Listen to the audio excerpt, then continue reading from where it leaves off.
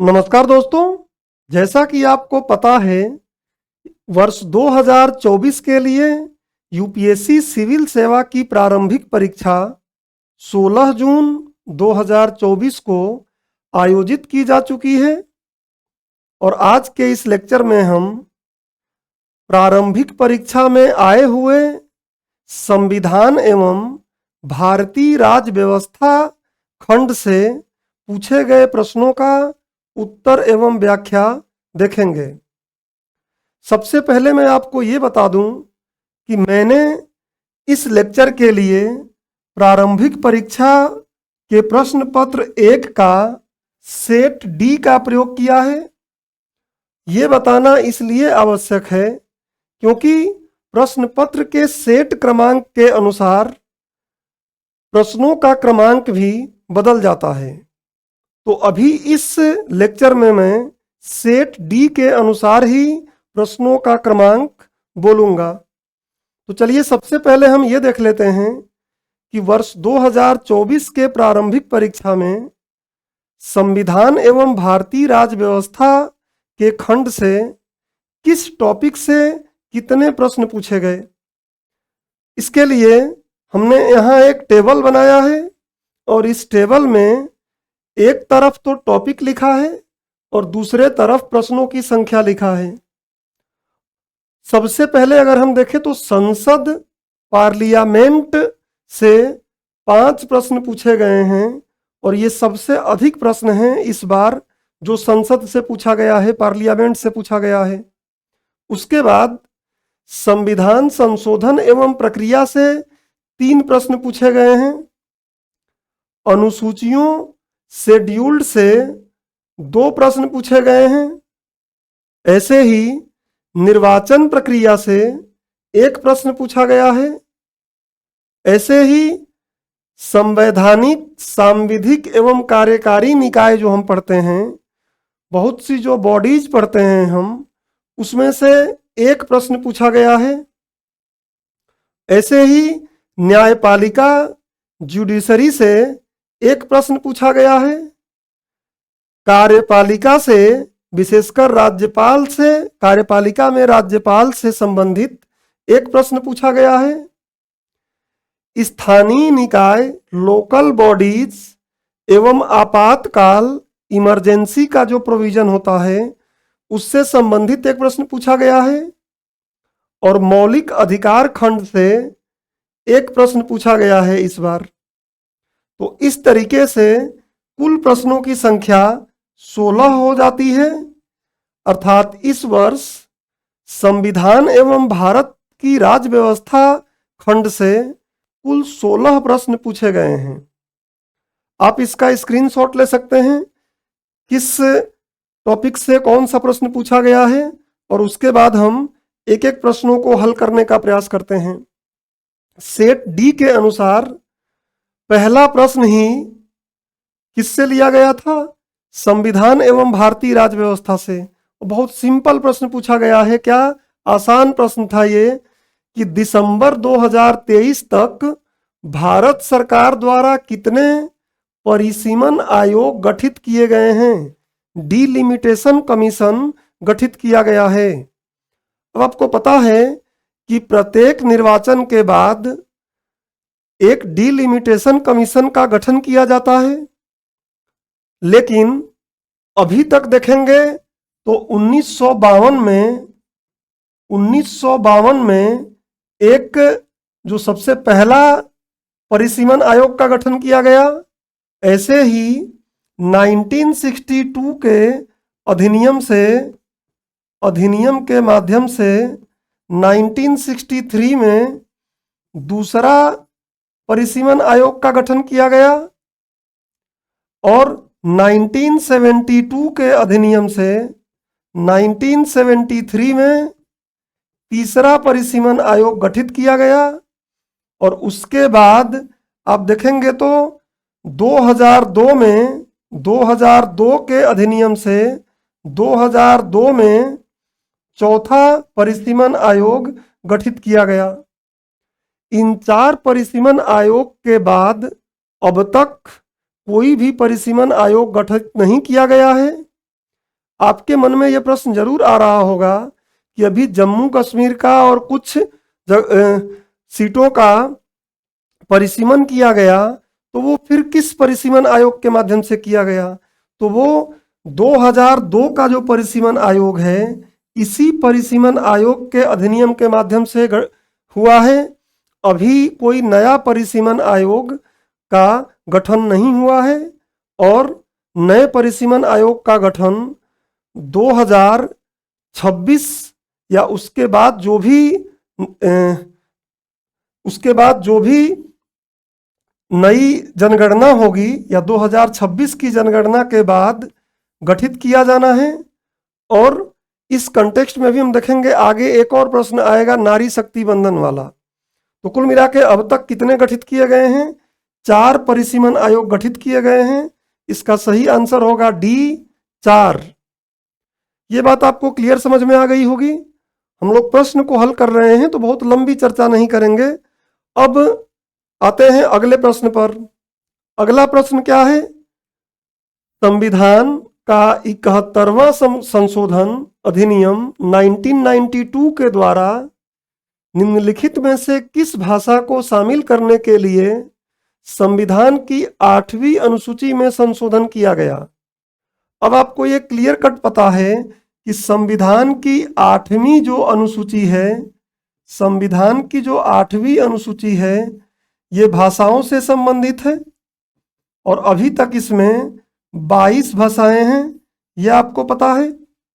लेकिन जब संविधान बना था तब ये पूरी 22 भाषाएं नहीं थी एक साथ, बल्कि धीरे धीरे संशोधन के माध्यम से 22 भाषाएं अभी तक इसमें डाली गई हैं।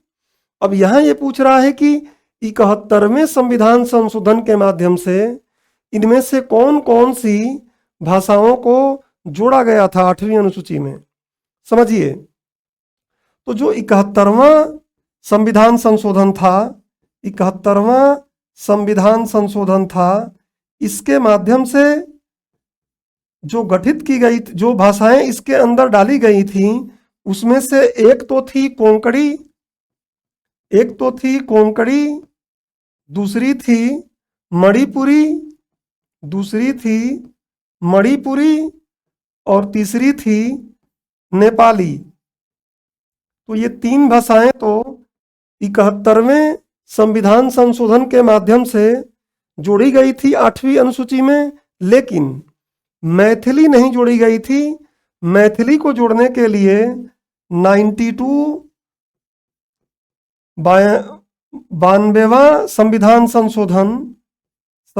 संशोधन वर्ष 2004 में किया गया था और इसके माध्यम से एक नहीं बल्कि बोडो, डोंगरी, उसके बाद मैथिली और संथाली ये भाषाएं जोड़ी गई थी।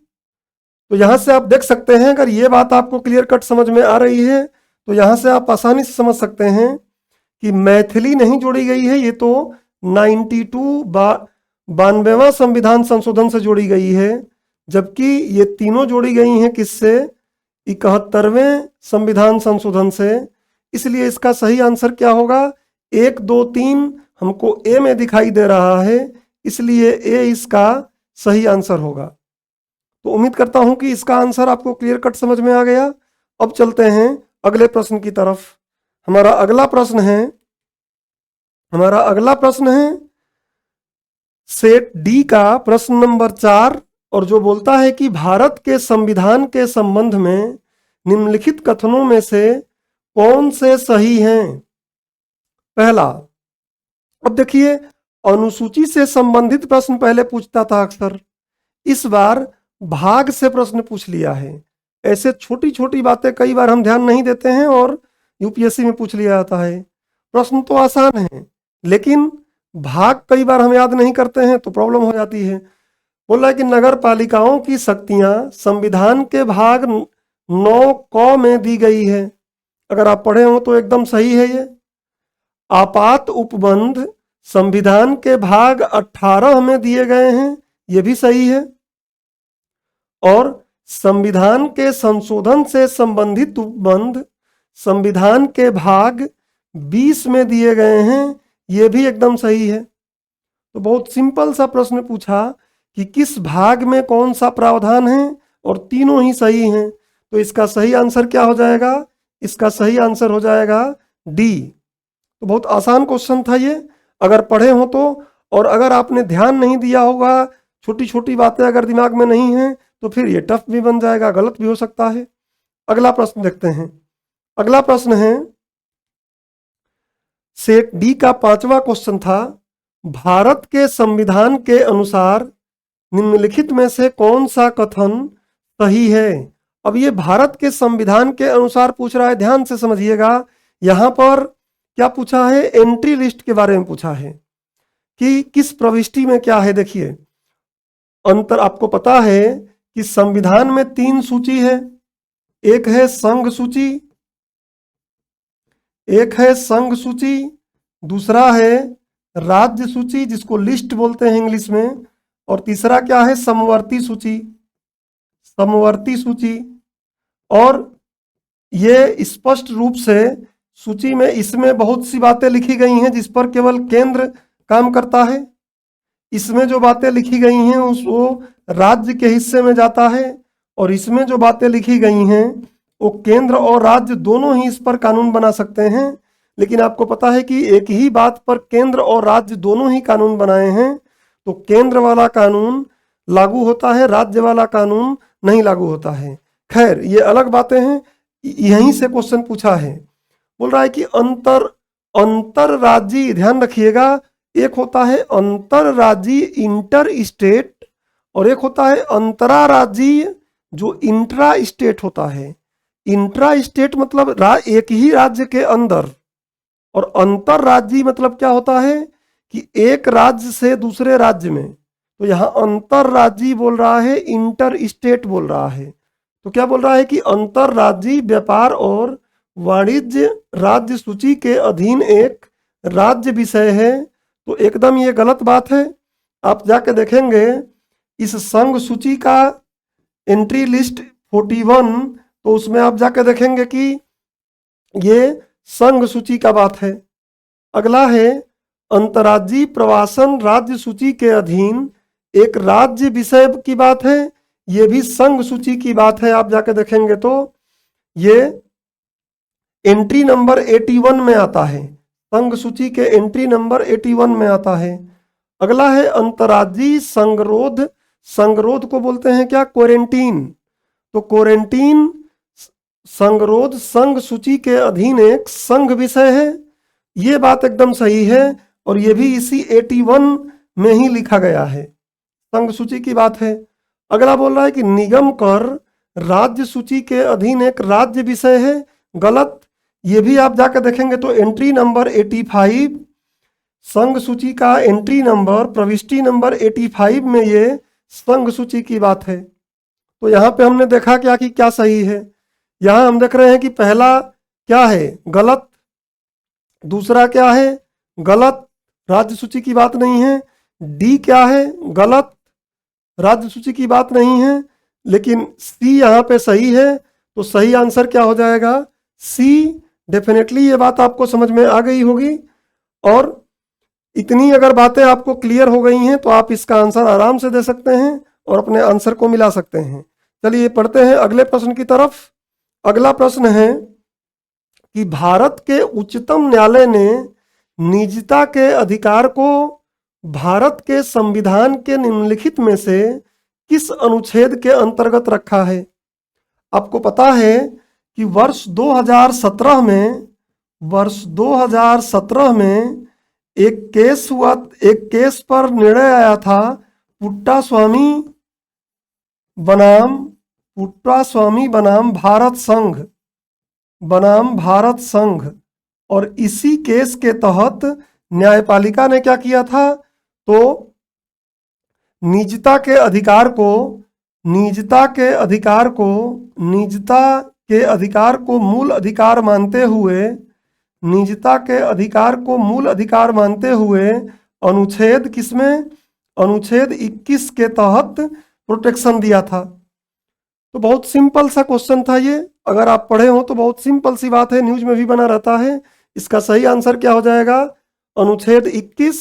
अनुच्छेद 21 के तहत निजता के अधिकार को प्रोटेक्शन दिया गया है, मूल अधिकार के तहत शामिल किया गया है। अब चलते हैं अगले प्रश्न पर। अगला प्रश्न नंबर 10 था सेट डी में। लोकसभा में आचार समिति के संबंध में निम्नलिखित कथनों में से कौन से सही हैं। अब आपको पता है कि महुआ मोइत्रा का जो केस था वो इसी से संबंधित था, इसलिए भी ये प्रश्न पूछा गया है। आपको क्यों प्रश्न पूछा गया, प्रश्न के बारे में सब कुछ इंफॉर्मेशन अगर आपको लेनी है तो हमारे वेबसाइट पर जाइए, राउज आईएएस के कंपस वेबसाइट पर, और उस पर पूरा डिटेल्ड में एनालिसिस किया गया है हर एक प्रश्न का, कि वो प्रश्न आया क्यों, सब कुछ बताया गया है, प्राइमरी सोर्स सब कुछ बताया गया है वहाँ।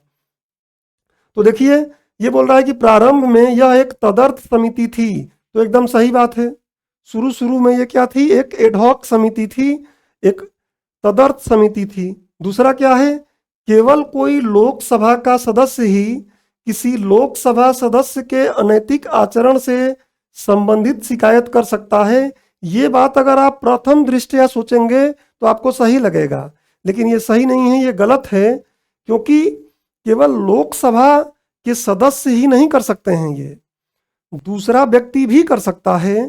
जैसे मान लीजिए लोकसभा का सदस्य हैं ए और ये लोकसभा के सदस्य हैं बी, इन पर हमको क्या करना है, शिकायत करनी है, इन पर हमें शिकायत करनी है, तो ये तो कर ही पाएंगे। लेकिन कोई एक तीसरा यहाँ पे आम इंसान है, कोई यहाँ पे आम आदमी है, हम लोगों में से कोई है, और हमें पता है इनके बारे में कुछ ऐसा, और जो एथिक्स कमेटी से हमें शिकायत करनी है, तो हम इनके माध्यम से इनको बोलकर, अपनी बात को इनको बोलकर, और फिर ये क्या करेंगे, जाके कमेटी में शिकायत कर सकते हैं। तो इसलिए ये वाली बात क्या है, गलत, क्योंकि कोई भी कर सकता है, बस माध्यम किसको बनाना है, लोकसभा के सदस्य को। ये बात यहाँ आपको ध्यान रखनी है। और जो आचार समिति लोकसभा की अलग होती है, राज्यसभा की अलग होती है, यहाँ पे लोकसभा की बात किया है, हम सिर्फ लोकसभा की ही बात यहाँ पे कर रहे हैं। अगला प्रश्न है कि यह समिति किसी ऐसे मामले पर विचार नहीं कर सकती जो न्यायाधीन हो। न्यायाधीन मतलब जो न्यायालय में बात चली गई है, क्या उस पर ये कोई एक्शन ले सकती है, विचार कर सकती है, तो नहीं कर सकती।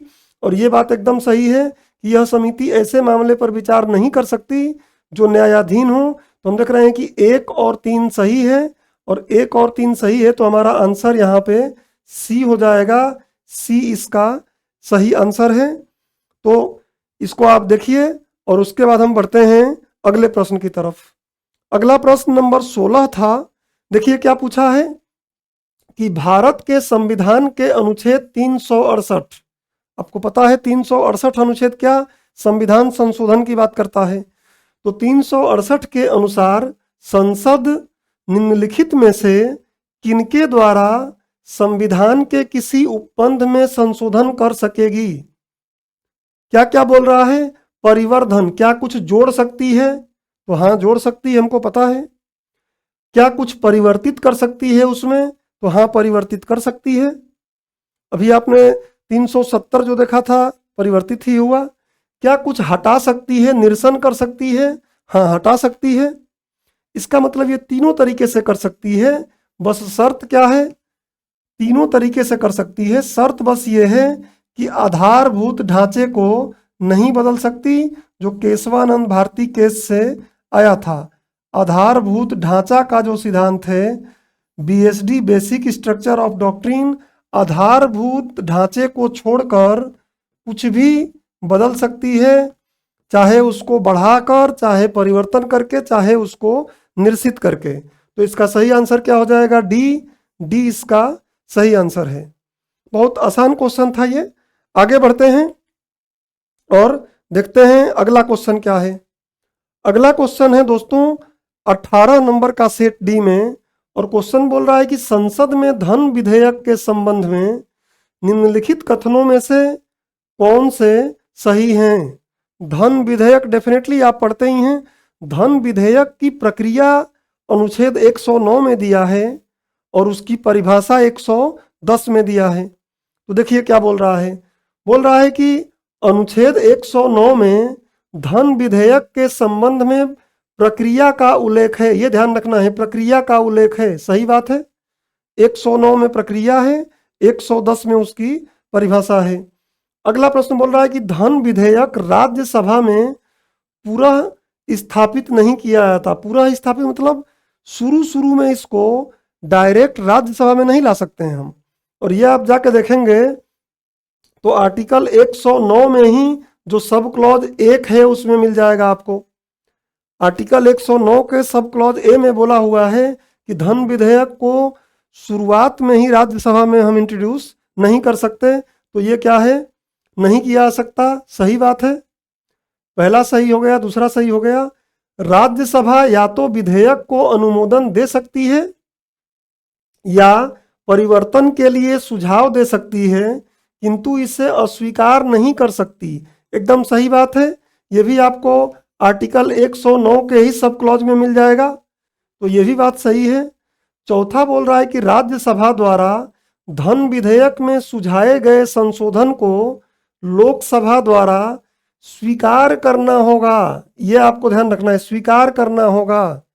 ये नहीं है, लोकसभा की मर्जी है, चाहे तो स्वीकार कर ले चाहे तो नहीं स्वीकार करे, कोई फर्क नहीं पड़ता। तो ये वाला कथन यहाँ पे गलत है।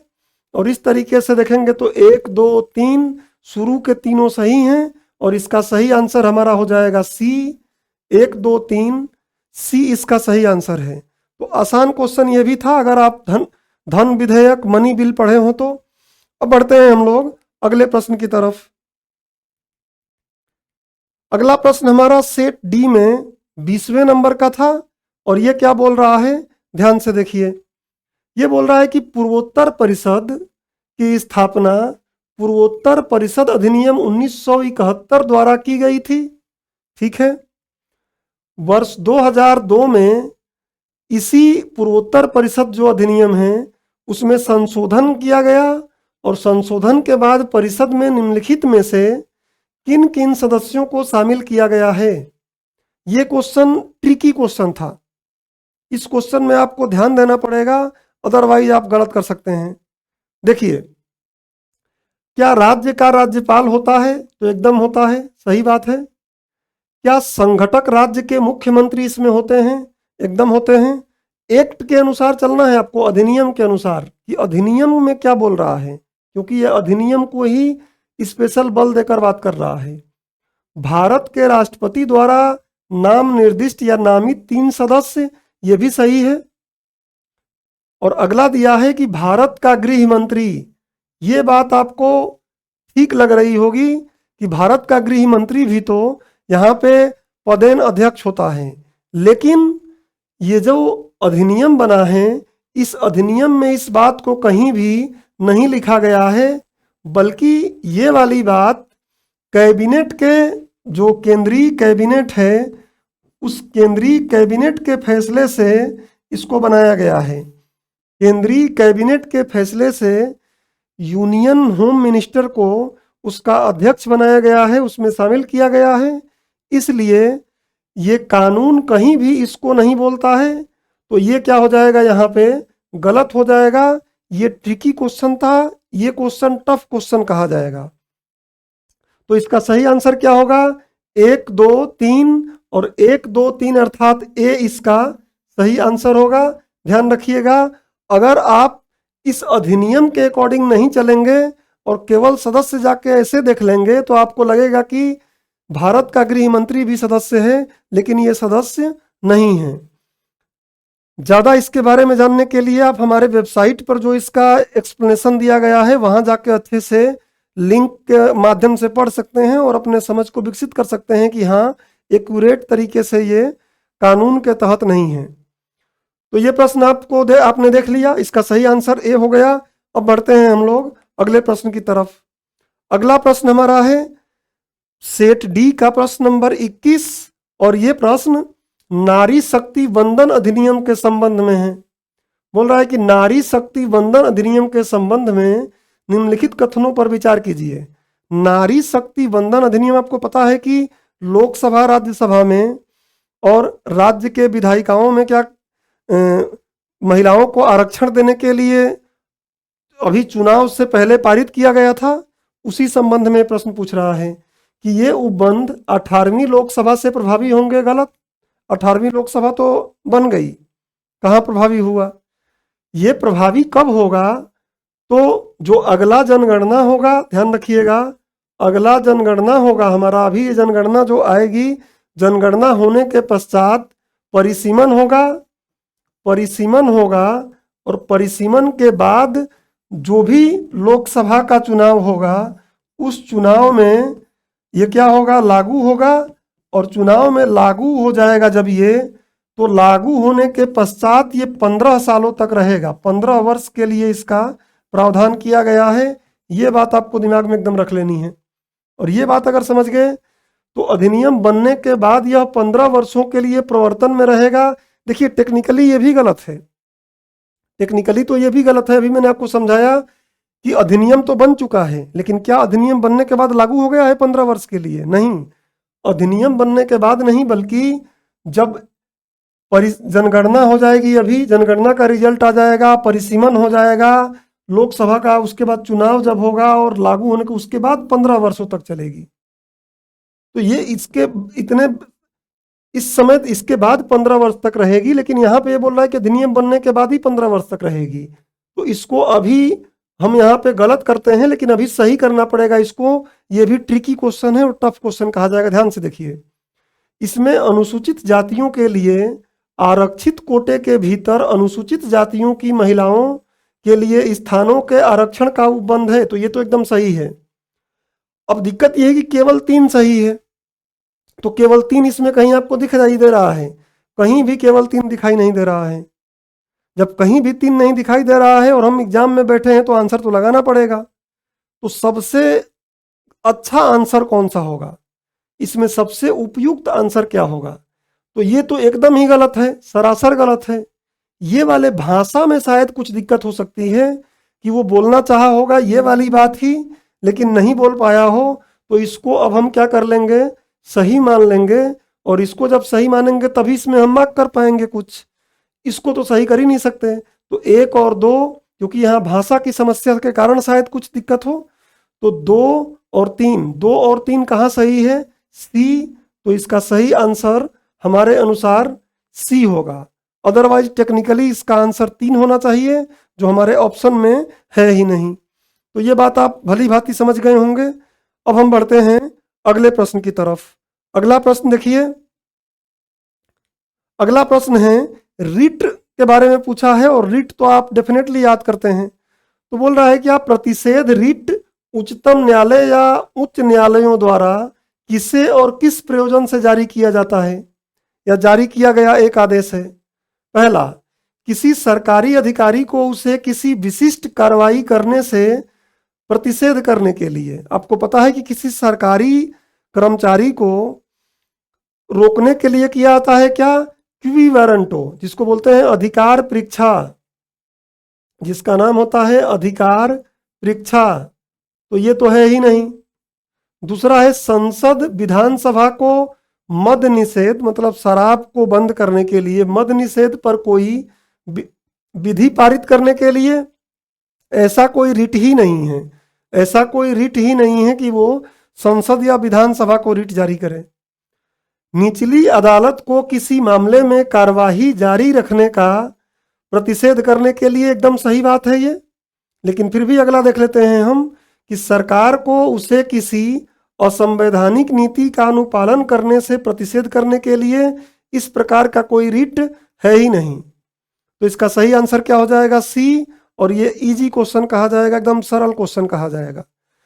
बढ़ते हैं हम अगले प्रश्न की तरफ। अगला प्रश्न था सेट डी का 24 नंबर का, और ये बोल रहा है कि निम्नलिखित कथनों पर विचार कीजिए। देखते हैं क्या है।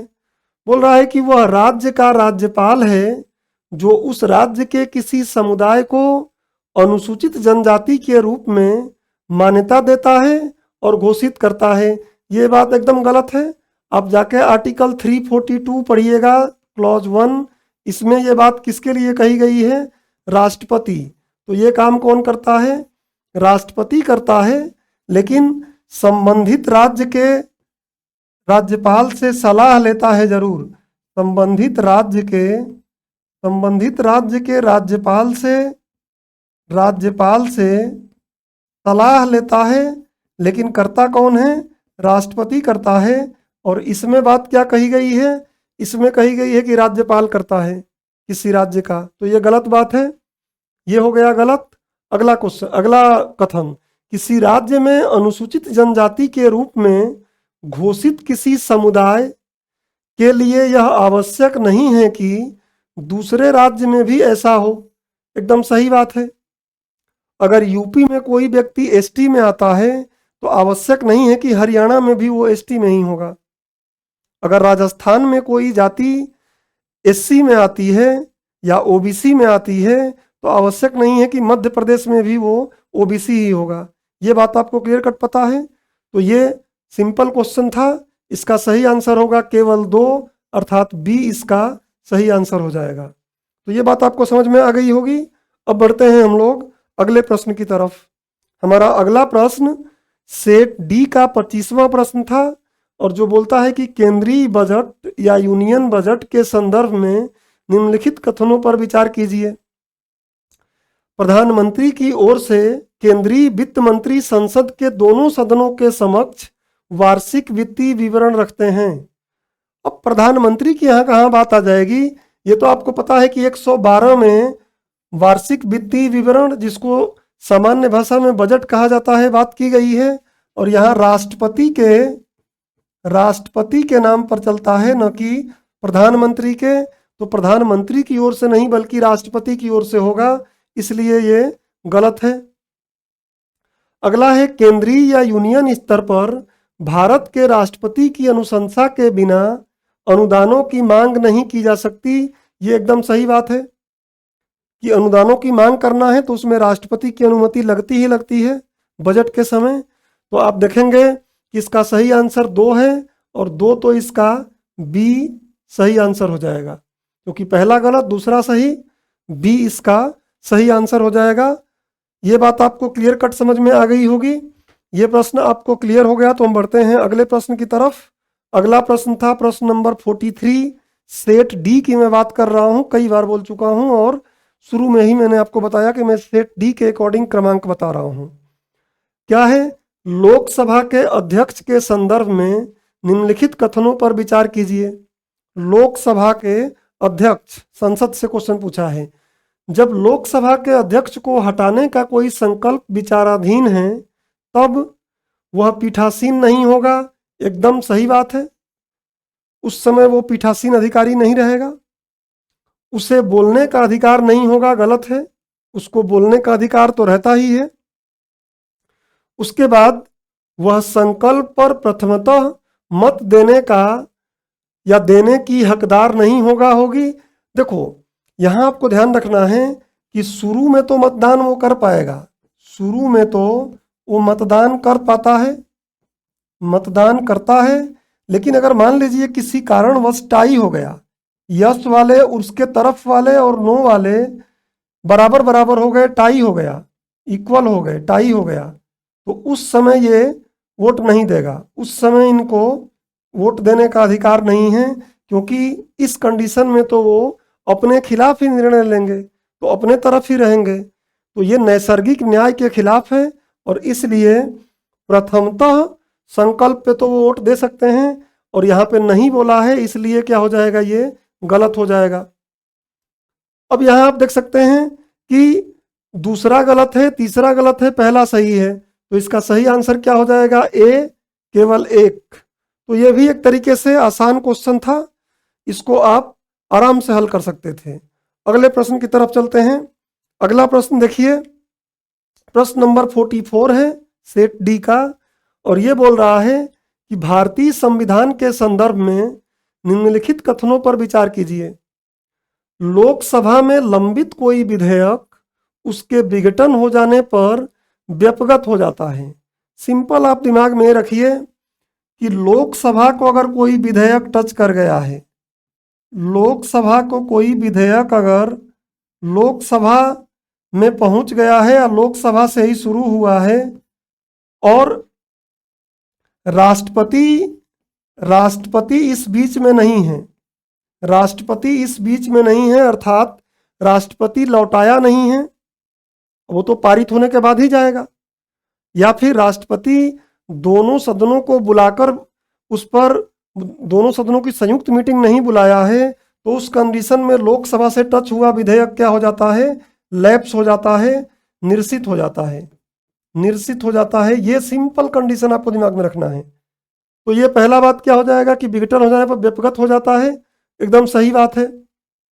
लोकसभा द्वारा पारित और राज्यसभा में लंबित कोई विधेयक लोकसभा के विघटन के बाद विघटन हो जाने पर व्यपगत हो जाता है, मतलब निरसित हो जाता है, ये भी सही है। देखिए लोकसभा में पारित है, लोकसभा टच हो गया, राज्यसभा में पारित नहीं है, लेकिन राष्ट्रपति बीच में कहीं आया नहीं है, इसका मतलब ये भी क्या हो गया, व्यपगत हो जाएगा। अब देखिए कोई विधेयक जिसके संबंध में भारत के राष्ट्रपति ने सदनों की संयुक्त बैठक आहूत करने के अपने आशय की सूचना दी है, लोकसभा का विघटन हो जाने पर व्यपगत हो जाता है, ये गलत हो जाएगा। मैं बोला कि बीच में राष्ट्रपति आ गया तो फिर वो व्यपगत नहीं होगा, निरसित नहीं होगा, बल्कि वो जीवित रहेगा, तो ये गलत हो गया। ये सही है और ये सही है, एक और दो सही है और एक और दो यहाँ पे आप देखेंगे तो बी में दिया गया है, इसलिए बी इसका सही आंसर होगा। प्रश्न आसान था, अगर आप पढ़े हों, थोड़ा लॉजिक लगा के पढ़े हों तो आराम से इस प्रश्न को आप हल कर सकते थे। अब हम लोग आ जाते हैं अंतिम प्रश्न पर। सेट डी में अंतिम प्रश्न था संविधान एवं राज्य व्यवस्था से, और वो प्रश्न था 45 नंबर का। क्या था, भारत के संसद के संदर्भ में निम्नलिखित कथनों पर विचार कीजिए। पहला क्या है, भारत के राष्ट्रपति द्वारा किसी सदन के सत्रावसान के लिए मंत्री परिषद के परामर्श की आवश्यकता नहीं होती। आपको पता है कि राष्ट्रपति अपना हर एक कार्य मंत्री परिषद के सलाह से ही करता है, एड एंड एडवाइस से ही करता है। सत्रावसान मतलब क्या होता है, जो संसद की कार्य चलने हैं उसमें आपको पता है कि जब प्रधानमंत्री और मिनिस्टर ऑफ काउंसिल मंत्री परिषद चाहते हैं तभी होता है, तो राष्ट्रपति बस आहूत कर देते हैं उसको, या उसको अगर सत्रावसान करना है तो वो भी इन्हीं लोगों के पास बात रहती है, वो जाके राष्ट्रपति को बोलते हैं, राष्ट्रपति सत्रावसान कर देते हैं। तो आवश्यकता नहीं है, मतलब ये गलत हो गया। भारत के राष्ट्रपति को आवश्यकता है प्रधानमंत्री और उनके मंत्री परिषद की सलाह की। अगला क्वेश्चन बोल रहा है कि सदन का सत्रावसान सामान्यतः सदन के अनिश्चित काल के लिए स्थगित होने के पश्चात किया जाता है। सही बात है कि जैसे मान लीजिए सेशन चल रहा है, सत्र चल रहा है, अब सत्र का लास्ट दिन है, तो उस दिन क्या किया जाता है, साइन डाई कर दिया जाता है, बताया नहीं जाता है कि अब कब अगला संसद का कार्य शुरू होगा या कब सत्र लागू होगा। लेकिन भारत के राष्ट्रपति द्वारा उस सदन का सत्रावसान करने पर वर्जन नहीं है जो सत्र में है। डेफिनेटली आपको पता है कि कई बार ऐसा होता है कि जो राष्ट्रपति हैं वो 2 दिन अभी और चलना था हमारा सत्र, लेकिन 2 दिन पहले ही सत्र को क्या कर दिए, सत्रावसान कर दिए। कई बार आलोचना भी होता है कि 2 दिन पहले ही सत्रावसान हो गया, सही से चला नहीं, तो प्रधानमंत्री और उनकी जो काउंसिल है, मंत्री परिषद है, वो सलाह दे दिए कि 2 दिन पहले ही 3 दिन पहले ही क्या कर देते हैं, सत्रावसान कर देते हैं। तो सत्रावसान कर सकते हैं, तो कोई भी वर्जन नहीं है, तो ये बात सही है। लोकसभा, ये तो आप सुनते रहते हैं, देखते रहते हैं, लोकसभा का विघटन भारत के राष्ट्रपति द्वारा असाधारण परिस्थितियों को छोड़कर मंत्री परिषद के परामर्श से ही किया जाता है। सत्रावसान मतलब होता है केवल सत्र का अंत करना, विघटन मतलब होता है कि लोकसभा का ही विघटन कर देना, फिर चुनाव होगा। तो ये विघटन करने के लिए बहुत रेयर केस में कुछ ऐसी स्थिति बन गई है कि मेजोरिटी में सरकार नहीं है, कुछ एकदम एक्सट्रीम कंडीशन में राष्ट्रपति अपने मन से करेंगे, अदरवाइज वही असाधारण स्थितियों में ही वो कर पाएंगे, अदरवाइज उनको भारत के मंत्रिपरिषद और प्रधानमंत्री के सलाह की जरूरत पड़ेगी ही पड़ेगी, इसलिए ये भी बात सही है। और जब 2 और 3 सही है तो इसका सही आंसर हो जाएगा सी। सी इसका सही आंसर है। तो इस तरीके से हमने आज के इस लेक्चर में वर्ष 2024 में संविधान एवं भारतीय राज्य व्यवस्था से संबंधित आए हुए प्रश्नों का उत्तर एवं व्याख्या देखे हैं। पढ़ाई करते रहिए, अपना ध्यान रखिए। ज़्यादा जानकारी के लिए आप राउज IAS के वेबसाइट पर जाइए। मिलते हैं हम लोग अगले लेक्चर में। धन्यवाद।